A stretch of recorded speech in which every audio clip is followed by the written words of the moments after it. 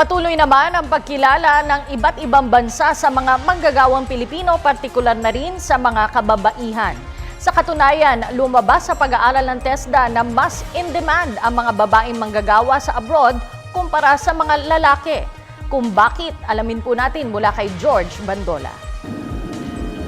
Mas in-demand na raw sa abroad ngayon ang mga babae, sabi ni Secretary Joel Villanueva ng TESDA. Lalo na mga technical jobs, mas hinahanap ngayon ng mga employer ang babae.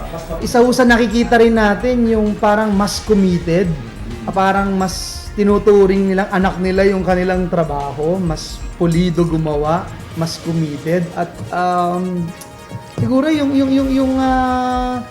work ethics ng mga kababaihan, no, malinis at yun yung madalas hinahanap. Mga bansa sa Middle East ang karaniwang naghahanap ngayon ng mga gawa. Bukod sa hospitality jobs, nagbukas ng oportunidad ang mga ito sa mga trabahong welding, plumbing, refrigeration and air conditioning at electrical maintenance.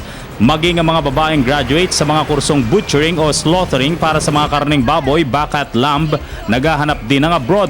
Well, una gusto kong i-announce na tayong mga kalalakihan, hindi lang sumasang-ayon ngayon na ang mga kababaihan ay kaya na nilang gawin yung mga nagagawa natin, no?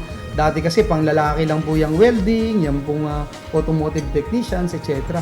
Pero ngayon ho, aaminin ko na ho sa inyo, mas mataas pa nga po yung demand, no, sa mga kababaihan natin na, for example, sa welding, mas mataas yung demand sa kanila. Itong huling kausap po natin na Placewell International Services na nangangailangan ng 4,200 women skilled workers in Dubai, talagang puro kababaihan yung gusto nila, no, na plumber, kababaihan na rack o yung refrigeration and air conditioning graduate ng TESDA at yun pong electrical installation maintenance. Napakataas po ng demand ngayon yung mga kababaihan yan. Pero hindi naman daw dapat mga lalaking manggagawa dahil marami pa rin namang employment offers sa abroad ang nangangailangan ng mga lalaki, lalo na yung mga nasa sektor ng logistics, cargo, shipping, hospitality, construction at iba pa.